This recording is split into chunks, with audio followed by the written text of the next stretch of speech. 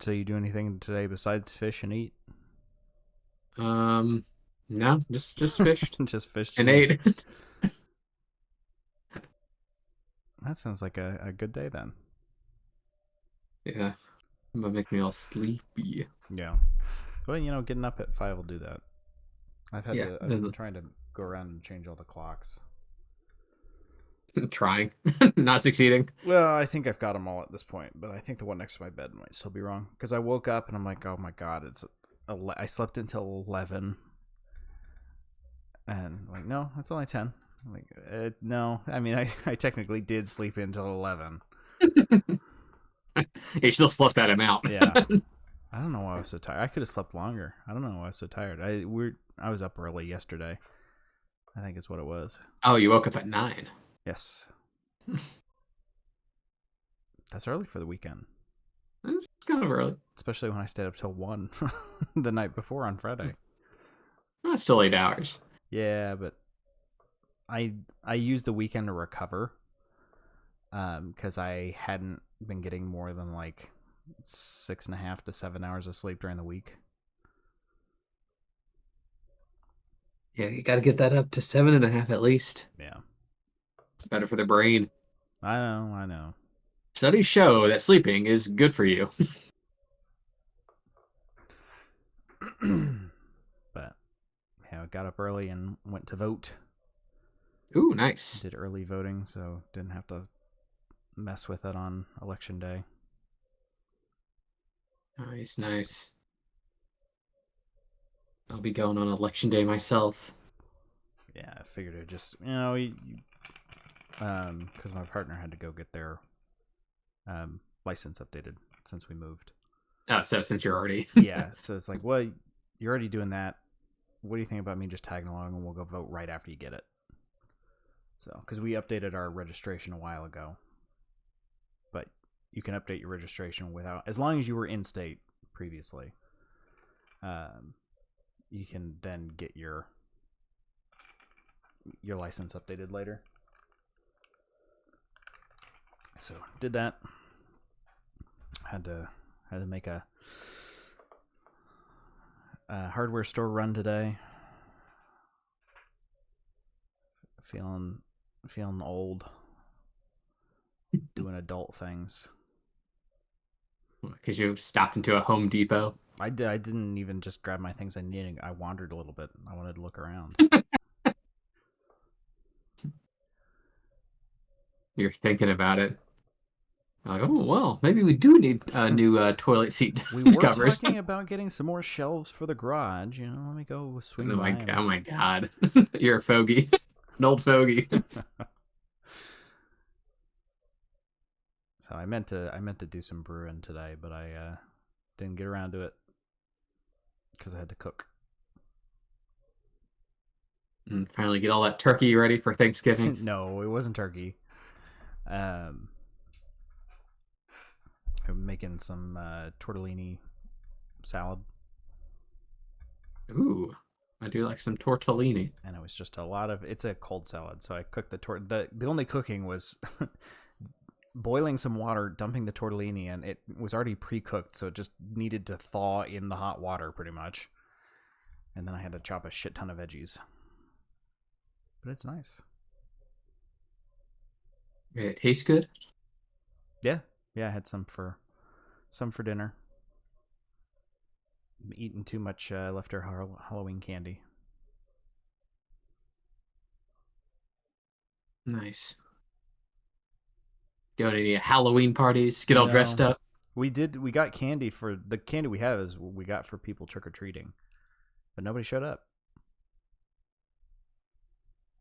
Sadly, Huh. so So you went out and started throwing candy at passerbys. no one was passing by. That was the issue. Ah. Part of it, I think I didn't turn the light on early enough. I waited a bit too late. Because it's like, well, wait, if little kids are going to do it, they're going to want to do it when the sun's still up. And I think I turned it on when it was too dusky. So Well, there's always next year. yeah, yeah. Well, Now we'll it's see time if to get anybody ready shows for up. Christmas. Yeah, I went to get a lawnmower. Again, very adult. Old man. Oh And man, they should talk to the Home Depot guy about the specs on it. I did. I was looking for. I wanted because originally the one they had was there was one that was $20 cheaper, but it had 13 more cc on the engine. So it was a 163 cc engine versus a 150 cc engine, and it was $20 cheaper, and that was the only difference.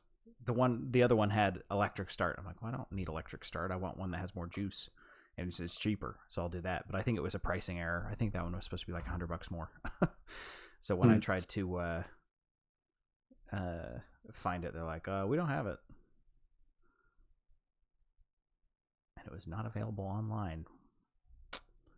Anyway, before we put people to sleep talking, doing fucking about lawnmowers, I still gotta trim the yard. You know, the fence needs weed eated.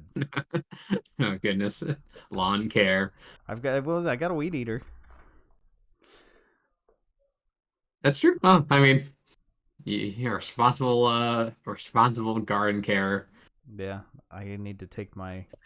Got some garden shears. The previous homeowners didn't do the best job taking care. So there's this giant weedy weed out front that I need to cut down. But anyway, you want to start talking about the album before I put you to sleep after you already said you're tired from fishing all day? Yeah, let's talk about something hip and modern. Traveling Wilburys. So hello, everyone, and welcome back to the Audio Shop Podcast. It is very special. We're finally doing Thanks-Lynning again.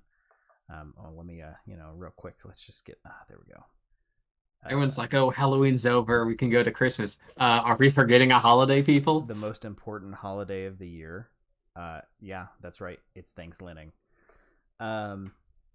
We haven't been, usually we're pretty busy in November, and we've traditionally kind of waited till the end of the month to do Thanks-Lynning, but it's just all November, all of October's Halloween, all of November's Thanks-Lynning, all of December's Christmas. We'll just do that. Seems like a fair splitting. Yeah, this might be the only show we do in November. I don't know. We haven't talked about schedule yet, so this might be all you're getting. But yeah, it's all you need. This week we listened to the Traveling Wilburys Volume 3 by the Traveling Wilburys. We did the first one a while ago, quite a long time ago. Back in 2020. Wow, damn, really hasn't been that. I guess I was getting my old car worked on when I discovered the first album.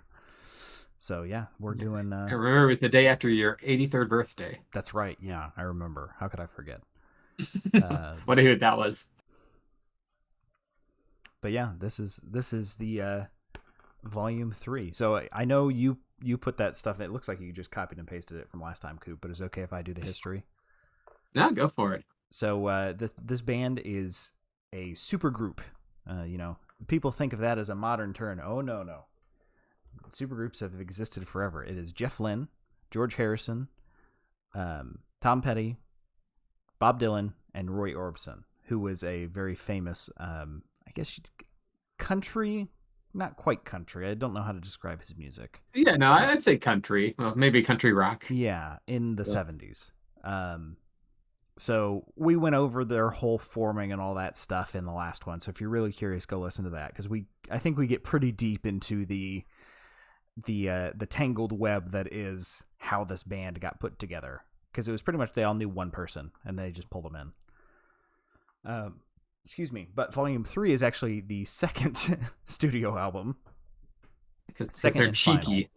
And the reason it was titled Volume 3 was actually George Harrison wanted to name it to play a joke on the fans. According to Jeff Lynne, he said, that was George's idea. He said, let's confuse the buggers. So that's why it's Volume 3. And between fucking like a true guy who is just having fun. Yeah. This was always their shitpost band. Between Volume 1 and Volume 3, though, Roy Orbison sadly passed away. And with his death, the makeup, the vibe the band had going to change quite a bit. So they all adopted new Wilbury pseudonyms. George Harrison was Spike. Jeff Lynne was Clayton, Tom Petty was Muddy, and Bob Dylan was Boo. And it was, dedicated to Roy, who there had been some pretty extensive plans between Jeff and Roy to do a bunch of music together. Because as I detailed in the last one, Roy Orbison was like Jeff Lynne's hero. So he was so psyched to work with him, and he was writing music for him, and I mean, it seemed like they got along pretty well. And he passed away fairly young. He was only like in his early 50s. Yeah. So it was very sad. So that was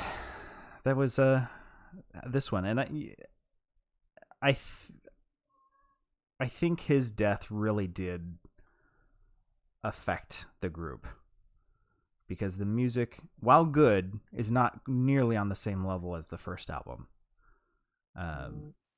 And I also noticed, Cooper, I'll point it out now, Jeff really didn't do all that much singing. I don't know if you noticed. And neither did George, I also noticed. So it's kind of the Bob and Tom show a bit on this album. So I think Orbison's death kind of really, Jeff and George took more of a producer role on this album. I think that there was just a little too much sadness. I don't know. I might be inserting things there, but it's definitely a Bob and Tom. Bob and Tom album, which was I don't think Bob and Tom's, isn't one of them dead? Tom Petty died back in 2017. I meant the radio show Bob and Tom, Cooper. Oh, well, you didn't.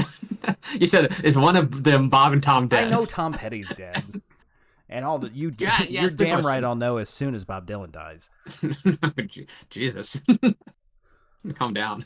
I mean, I live with him. Remember? All right, I forgot he's your roommate. I forgot he made the move. Yeah, he came with me. Unfortunately, I really tried to kick him out, but it just didn't work. Bob, what are you doing in my moving box? I just took whatever was in there and got in myself. Oh, that was my EpiPen moving box. Oh!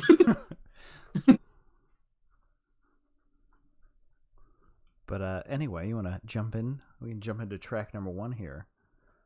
Yeah. Track number 1, She's My Baby.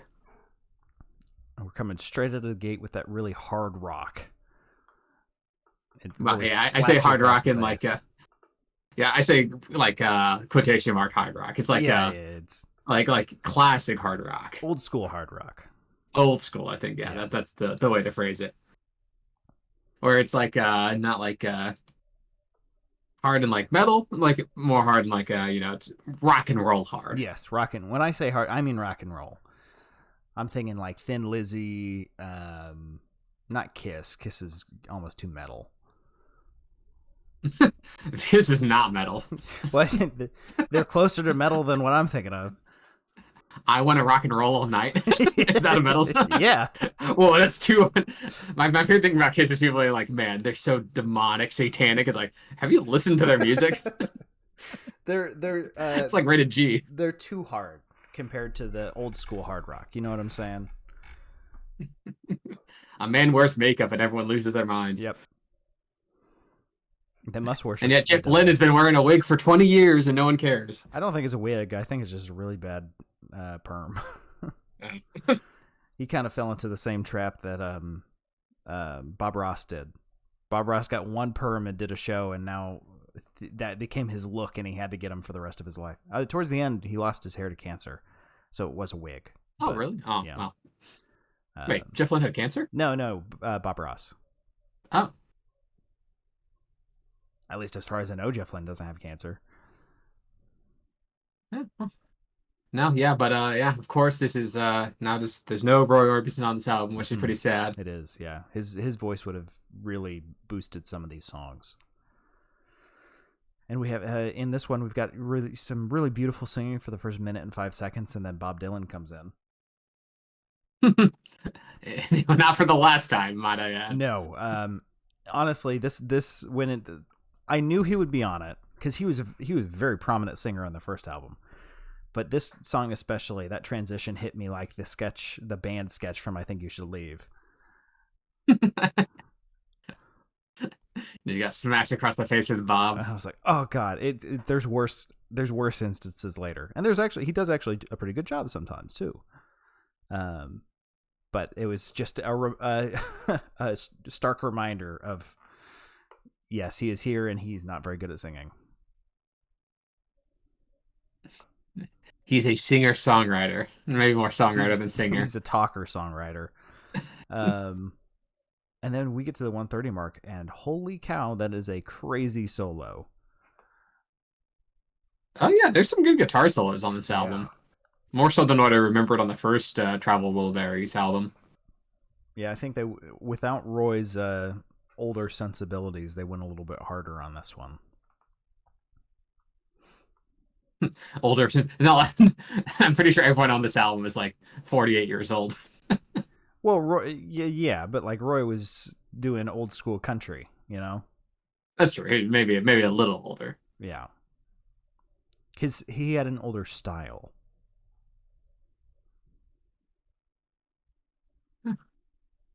Yeah, I guess just a little bit. But jump into track 2 if you're ready, Coop. Yeah, track number 2, Inside Out. It's a Bob song. Yeah, I really like the harmonies on it. Aside from Bob's part. Honestly, yeah, throughout the album, there's some good group vocal harmonies. Mm-hmm. It's pretty clear that they're having fun with it. Yeah, I especially like the continuous twist and shout references on this. You know, it won't be the last twist reference here, right? But you know, they specifically say twist and shout. You know, calling back to the old Beatles song. You remember them? Remember when George was in the Beatles? Nah, I don't recall them. I was a little bit too old for their music when they came out, but I remember the Beach Boys. Is that who you're talking about? No. Twist and shout. You mean Pet Sounds? Is that what you're talking about? Yeah, that's the one. This one does have some really nice shifting duets, like from the 2-minute mark onward, which was one of my complaints I had from the first album, where each song, it was like whoever started singing on that song was the singer, right? They never kind of switched up. This one, they're way more loose with who's singing when, and this one has some, they each do duets, not all together, but it's 2 and then 2. And I really like that. That was a really nice sound. And it's, you know, changes it up quite a bit from the first one, where it was just Bob and then Tom and then Jeff and then George and then Roy. And this one is, they're all singing. There's a lot more singing together on these tracks. Yeah, no, they definitely switch off a little bit more. And like you said, it's appreciative. It makes it feel like, I don't know, it's not just each person kind of doing their own song. Yeah, it feels a little more cohesive. A little more collaborative now. Which I think is always the whole point of the supergroup, right? Mm. Yeah. Absolutely. If I just wanted to listen to a Jeff Lynne song next to a Bob Dylan song, I just make a playlist. Yeah. Or I mean, you know, the first album is the only way you can listen to a Jeff Lynne song sung by Roy Orbison. So that's true. Or a Roy Orbison song sung by Jeff Lynne. Although I'm sure there's probably more of those out there. His Long Wave is just all covers. So. But I like the main hook on this one. It's fun. Yeah, it's fun, and there's you know, the ending chords in the last third or so of the song sound so Jeff. Probably because it was Jeff. Probably, yeah. Like I said, he took more of a producer role. Jumping to track 3, if you're ready, Coop.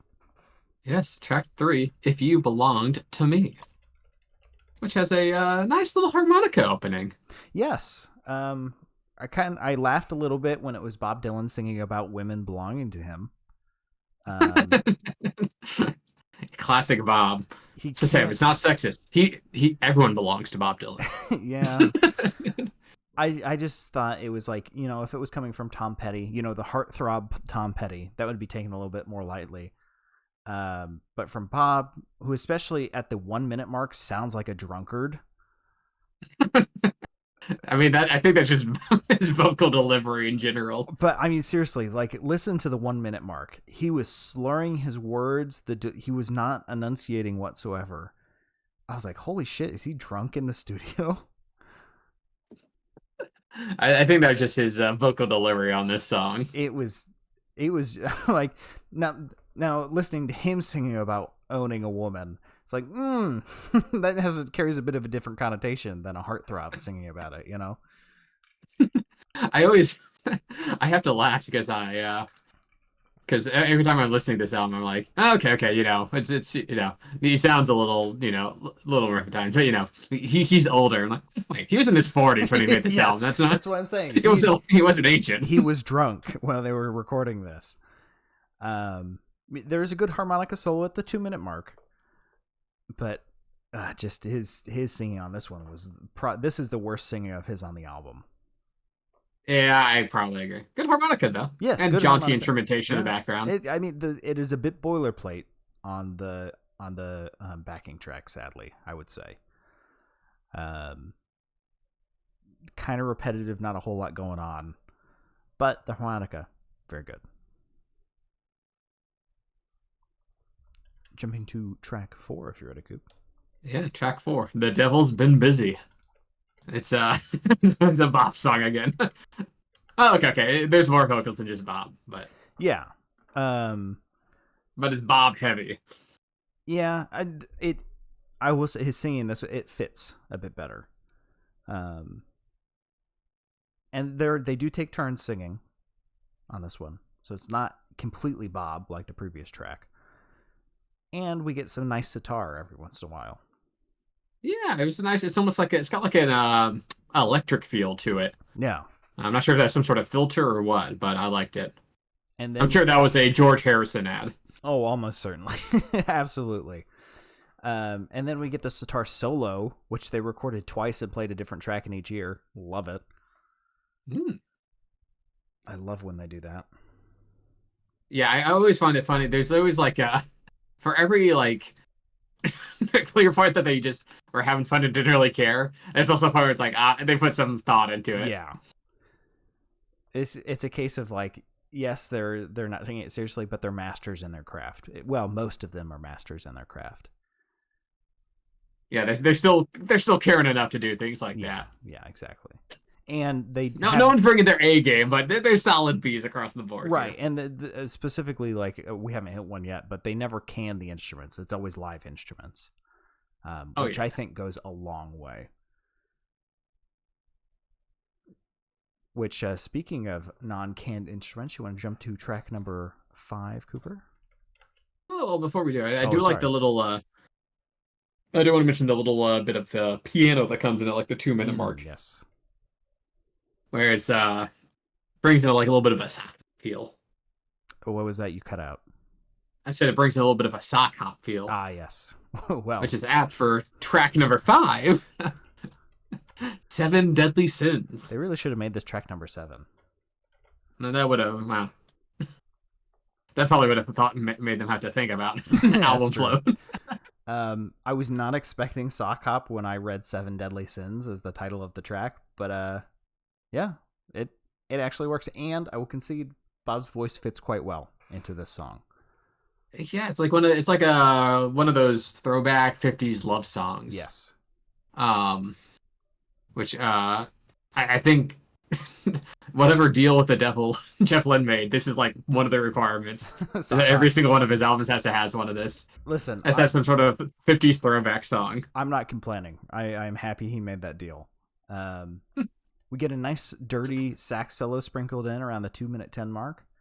And I was curious because they have a lot of saxophone on both albums. And I was like, does one of them play the saxophone and I don't know about it? Nope, they don't. But there's this guy named Jim Horn who keeps coming back. He's famously worked with the Wrecking Crew, which is like a super famous session musicians. Yeah, he is amazing, and they just kept bringing him back. I can't blame them. If you got somebody of that caliber, easily accessible, why not use them? Who did play saxophone on Pet Sounds, by the way. Yeah, okay, that's why you're referencing it. No, I forgot about that, but he did. What? Yeah, no, if you ever have a chance, just look up like all the different projects that the Wrecking Crew worked on. It's quite the who's who of 60s and 70s bands. Yeah, I was scrolling through it a little bit when I was looking up who the heck was playing the amazing saxophone on these albums. Um, the one thing that got me about this song was at the end with the fucking sevens. 7, 7. I mean, it's a fun little lyrical, like theme. Yeah, it was stupid, but I loved it. I'm not complaining about it. They fully knew they knew it didn't sound good. They were just goofing. I mean, that's this whole album. Yeah. Just boys having some goof. It ends up being good because they're goofing. Oh yeah. Well, we can go on to track number 6 now, if you're ready. Poorhouse, which is a bit of a country twang to it. Yes. I don't think Roy's voice would have fit in here though. They're going for country bumpkin, not refined country. Yeah, Roy was maybe a little more melancholic, a little more thoughtful with his country. This one's a little more twangy. Yeah, Roy was steel slide guitar. This is jug band, which honestly I kind of love. Yes, I've listened to this song quite a bit before this, and this is one I like quite a lot. Again, I will concede Bob's voice fits really well here. Mainly because they're going for that really janky sound. Yeah, they're kind of like kind of deep Appalachian singing style. Yes. Honestly, it does fit. And they got a really fun warble on the guitar there, which makes it sound really interesting. Oh yeah, it kind of adds a twang and makes it legitimately kind of toe tapping. Mm-hmm. Yeah, jug band. No jug though. They really should have put a blown jug. I think that would have taken it to the next level. Or at least one of those steel clothes washer thingies that you scrape across. Yes. Washboard. Yeah, that was it. Yeah. And then partway through you get the real plonky guitar solo to go along with the warble, and then they kind of duet a little bit, which is a fun sound. It's just a fun song. It's mainly an instrumental song. Not a whole ton of singing, but it's fun. It's just a good song. It's a good instrumental. Yeah.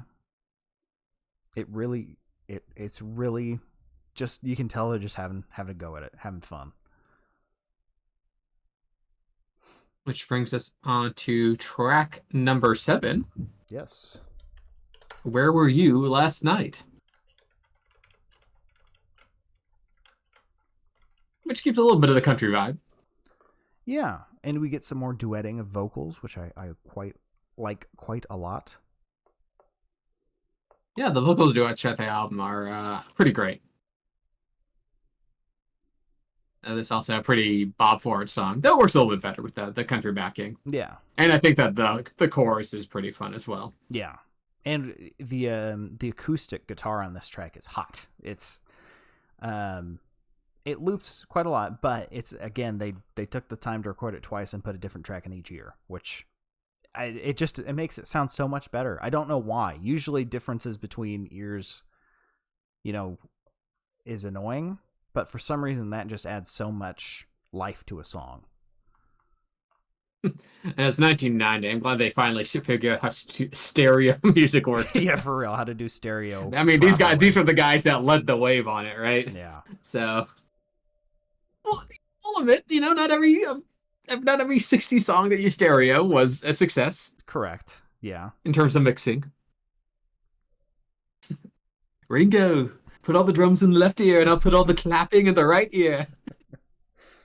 We'll put the tuba in the left, and then we'll put all of our singing in the right.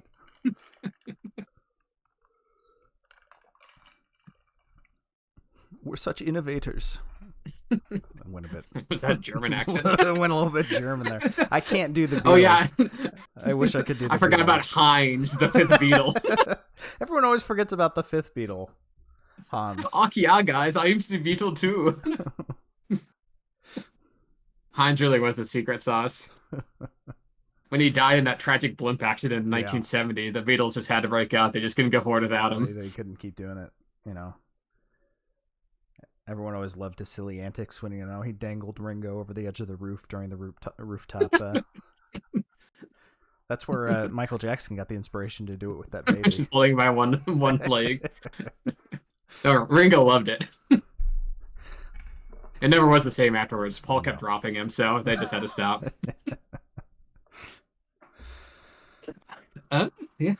Track. Ready to move on then to what were we talking about? oh yeah, the Wilburys. Oh, right. Going to track number 8 here. Cool, dry place. I remembered this one differently. I'd listened to it a few times, but for some reason I figured, I don't know, I misremembered it, I guess. But it's still a very good song. Comes out really strong, some nice ragtime piano popping up after the first verse. The building in this track is phenomenal. Yeah, it's I mean, I guess ragtime's kind of the right word for it, right? Yeah. It's a little off kilter. Maybe it's the phrase I'd use. It's a Tom. This is a Tom song. Yeah, and he's giving the same melodic line in the vocals each time, but he's changing up the lyrics quite a lot. And the vocal line is long too, so it doesn't feel like it's looping all that much.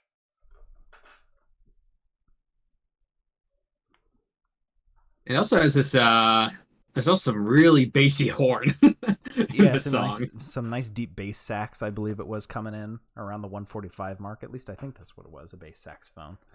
Contra saxophone, if you will.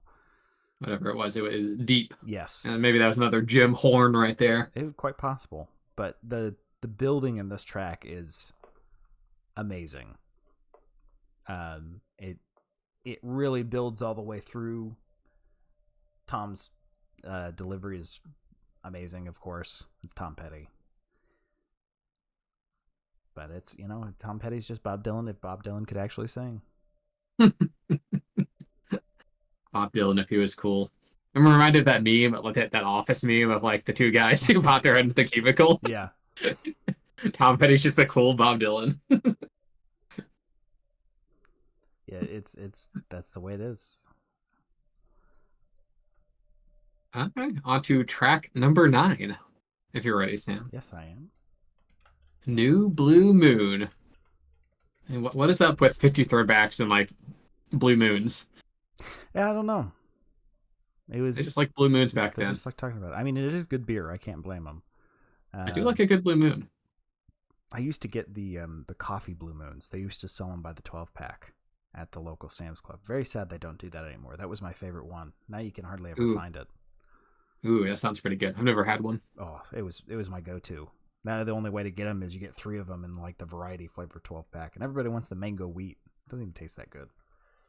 Anyway. The vocal harmonies. But this is like the. Oh, go ahead. Sorry.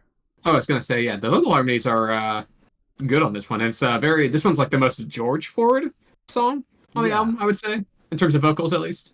And for the harmonies, it sounds very similar to "Lift Me Up" from Jeff Lynne's Armchair Theater, which came out the same year this album did. So you're thinking there's maybe some cross-pollination occurring here. Quite possibly, one way or the other. They both came out in the 90s, so.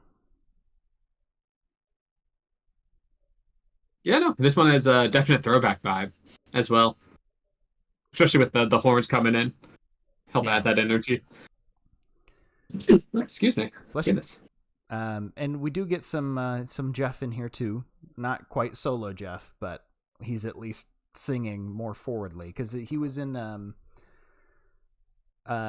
Poorhouse. He was the secondary harmony, but that was very Tom Petty forward. Yeah. That wasn't a Jeff song so much. Yeah, no. He's listed as the duetter, but it's really he's providing backing for Tom. Is all it is. Yeah, no, I think these guys just like 50s music. Yeah. I mean, and they do it well. There was we were gushing about those guys that did Beach Boys music in present. Oh yeah, the Lemon Twigs. Yeah. So maybe the people in the 90s were listening to this and said, "Holy shit, they're perfectly mimicking the 50s style," and all those podcasts from the 90s. Yeah. I believe those are called radio shows. I'm pretty sure Bob and Tom was going in the 90s. Yeah, there you go. I mean, honestly, if you were if you're in the 90s, you're like, Guys, did you hear that Bob Dylan, Jeff Lynne, Tom Petty, and George Harrison are releasing an album? Like Yeah, that'd be mind blowing. it would. Oh, it was Huh? Bob and Tom was 1983, so it would. No, well, there you Um, this Blue Moon's kind of got a nice relaxed sound to it as well that I quite liked. go. Oh yeah. Brings the energy down just a little bit. We take the energy down a little bit further, Yeah. even more on track number 10. You took my breath away. You took my first line from my notes about taking the energy down even further. So it's the slow song on the album. Yeah. And we get some Jeff solo singing finally, right alongside some of that great saxophone from Jim Horn. Yeah, this one's a little on the plodding side, if I'm being honest. Really, you think so? Yeah, I think part of the fun of these albums are like kind of the energy they bring, to each, and this one's a little slow. I was fine. At least I was glazing over a bit while listening to this one. That's fair. I liked it because it just it was a nice little relax a little bit before the final track. But we get a nice guitar solo there at the end, and it sounded so familiar. I can't place it. It might be another Jeff thing. It probably is another Jeff thing. Yeah, just taking control. Yeah. It does have that, I don't know, I think it's the filter. Makes it Jeff adjacent. Maybe just because I'm thinking about him that I think it's his. But I mean, I always think about Jeff, so. Every day before you go to sleep. Yep. I turn over to my little frame picture of Jeff Lynne you got me, and I talk to him and tell him about my day, and then I go to bed. And one day he'll talk back. Yeah, well, after seeing him in concert, I'm not so convinced about that anymore. Yeah, well, I mean, he's older. He's almost into his 80s now. Yeah, he was moving like an almost 90-year-old. Yeah, well, he's rocking city miles. Yeah, rock and roll lifestyle. Rock miles are take more out of you than normal miles. Well, we can finish up with the last track then, Coop, if you're ready. Yeah. Track number 11, Wilbury Twist. It's a dance song. Yes. And they tell you what to do. Quite high energy, and the instructions take a turn when they start bringing up the bottle of Jack. Bob, what are you doing in here? Yeah, it goes from normal put your left foot in kind of thing to I'm drinking and I'm sad. You had to have a little emotional depth there. Yeah. Oh, it's got some fun group vocals. Obviously goes back to, like you said, it's kind of twist and shout. Which this one's almost like, this one's tongue in cheek, 50s throwback. Yeah, oh yeah. Those were a little more sincere. This one's definitely got a little bit like of they're in on the joke. Yeah. I gotta say the music was quite just a bunch of rock and roll legends have a little bit of fun. Yeah. The music is quite frantically paced, but the vocal line is kind of dragging in comparison, which I felt clashed just a little bit. I wish it was, I wish they'd commit either high energy or not. Yeah, maybe a little bit, but it's a fun send off for the album. Except for the ending of it. Also, it's a nice little guitar solo in the middle there. Yeah, the guitar solo is nice. That little bit at the end was just bad though. I don't even know how to describe it. I think it's a fun way to end the album. You've got like, what even was it? It was just like a chord, and they're like, huh, and then it ends. And then we got no more volumes ever again. No, there are a couple of bonus tracks that weren't included, which is sad because my favorite Wilbury song actually isn't on any of the albums. It's on the 2007 re-release of this one, called "Runaway." It's a cover, but it's my favorite. Well, I didn't listen to that one. You should listen. You'd like it. It's my favorite one they did. But sadly, not on this, so can't include it. But Cooper, that's the album. That is the album. what would you say your let's go negative first. What's your least favorite? I get the feeling we're gonna line up on this one. I didn't really care for "You Took My Breath Away." Really? Okay. Wow. Yeah, I mean, there's no song that I like absolutely hate on this album. I don't know. That one didn't really feel like it added too much. The slow instrumentation, I don't think really fit the vibe of the album. I don't think it really did anything too interesting on it, a little on the plotting side. So I just didn't absolutely like it all that much. Well, what were you thinking, Sam? If You Belonged to Me. Because Bob is very drunk, and other than the harmonica, that song. How about that harmonica, though? It's sticks standing up to a hurricane. It doesn't hold it up. That harmonica, though, it's so good. Bob is slurring his words. It's not a good song. Bob's had a drink or two. or 3 or 4 or 5. Or 3 or 4. It's not his fault that vodka looks so much like water. Doesn't taste like it. You got confused. But what about your favorite song, Cooper? What would you say your favorite track is? I really liked Poorhouse. Yep, that's a good one. I thought that was a fun country touring song. I think it's a little goofy, which is good on this album. They're going for the good electronic guitar. I think Jeff and Tom did great with the vocals. Yeah, just a great all-around song. What about you? I thought that was going to be my favorite one, but I actually think I like New Blue Moon more. Okay. I quite like the vibe of it. I like the harmonies and the delivery, and it's just a nice, calm song. Poorhouse is definitely my second favorite, and depending on my mood, it might rise above because I actually do go and listen to Poorhouse. But yeah, that's I'd say that's my favorite. So we got to rate it. All right. We do. And I think I introduced it last time, so why don't you go ahead and do it this time? Yeah. So of course, at the Audio Shop podcast, most people don't know this about us, but we actually are Jeff Lynch chauffeurs. He says, he calls us up and goes, hey boys, I want to go to the store or something, pull out up front.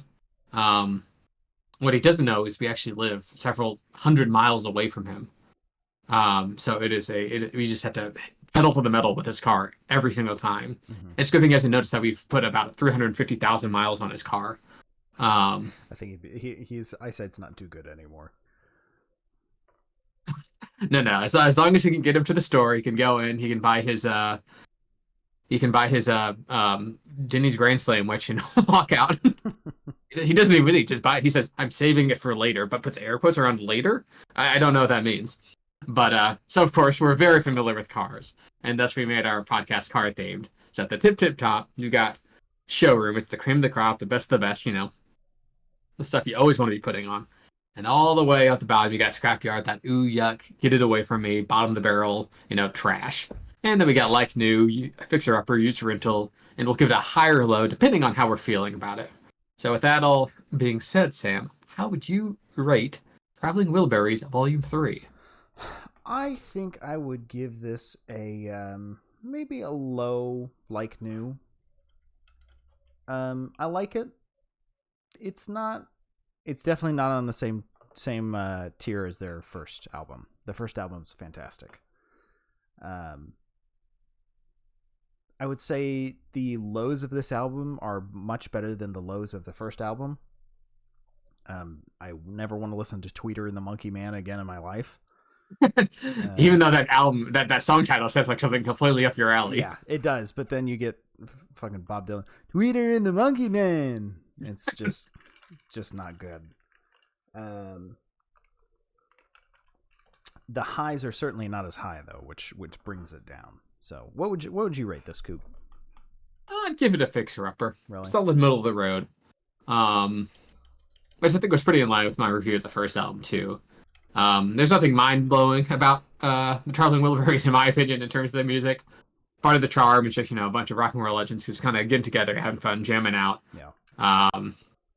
Not really much, in terms of thematic connections or like dense instrumentation. Just, some guys having fun, which I can appreciate. So, you kind of want some fun rock and roll throwback. They're good, but not too much. I wouldn't say it's anything too exceptional. I think they all individually have, better work than they do collectively. It's both like the subtraction in some of its parts, you know. Mm. But that's part of the charm of it. So I still think it's worth a listen if at least once. Well, yeah, I got to disagree, but You gave it a low like new. It's not like well, yeah. Well, I was saying the few songs that I do like of theirs are very good. Which you need to listen to Runaway. It's a good song. It actually, we were driving somewhere, and the original version came on, and I'm like, oh, I know this song. It's not my favorite version, so I had to throw on the Traveling Wilburys version of it. And I suggested we do this album because actually within the past, well, not week now, but last week, I heard You Got It twice at two completely different places. I heard it at a bank and the grocery store. I'm like, they must have just sold the music somewhere because I've never heard Traveling Wilburys in the public before. you're a hidden gem. Yeah. Because You Got It's a fantastic song. Which I don't, that's not off the first album, is it? Well, it had to be, right? They only have 2 albums. Well, it might, it's a, oh, I guess that is a Roy Orbison song. I didn't think it was Wilburys. So it's a Roy Orbison track, but it's got Jeff Lynne and Tom Petty on it. I was going to say, I'm pretty sure that's not Wilburys, but yeah. I heard it twice. So technically not Wilburys, but it had Roy Orbison, Jeff Lynne, Tom Petty, and George Harrison. Ooh, sorry, Bob. So close. So close, but maybe next time. Volume 5. Yeah. For some reason, George wasn't credited. I don't know. But anyway, that's it. Yeah, that's all we've got. Rolling on over to the spare tire, which is just whatever else we've been listening to. I've been listening to just Miracle Musical Hawaii Part 2 on loop, pretty much. Good album. So for some reason, something got in my head, and I'm just like, I just want to listen to it all the time now. And I also have been listening to a lot of the Overgrown Law soundtrack. Oh, it's such a good full album. Yeah. That just screams the season. It just fits so well. Anything else? That's pretty much it, I think. I've really just been listening to Miracle Musical, Over the Garden Wall. I guess I've been listening to a bunch of Armchair Theater again.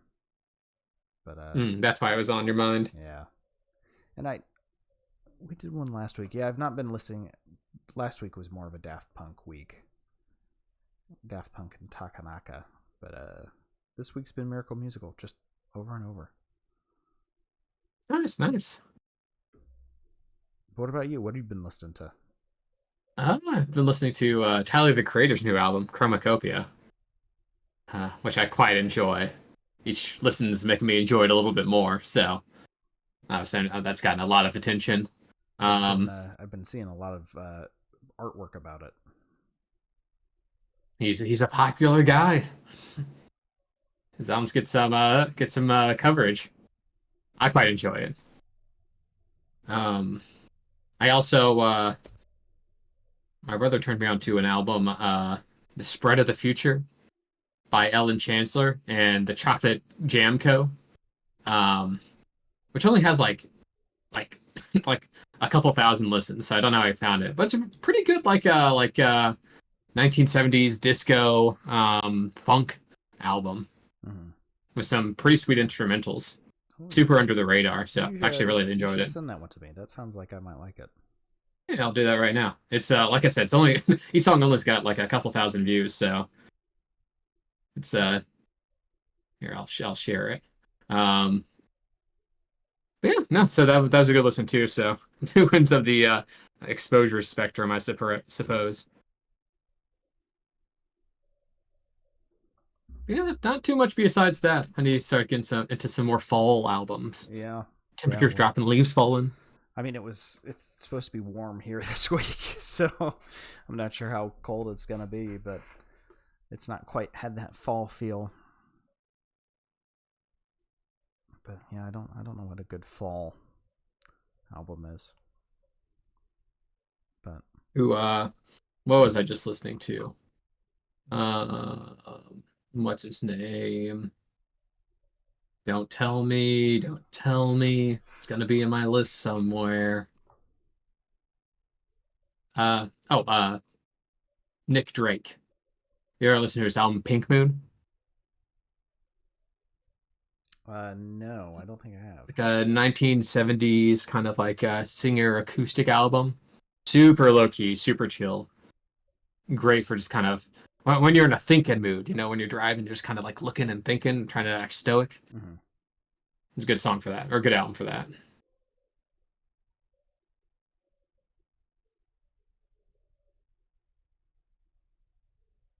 Well, that's I think that's all we got. Yeah, I think that's it. Unless there's anything else you've been listening to.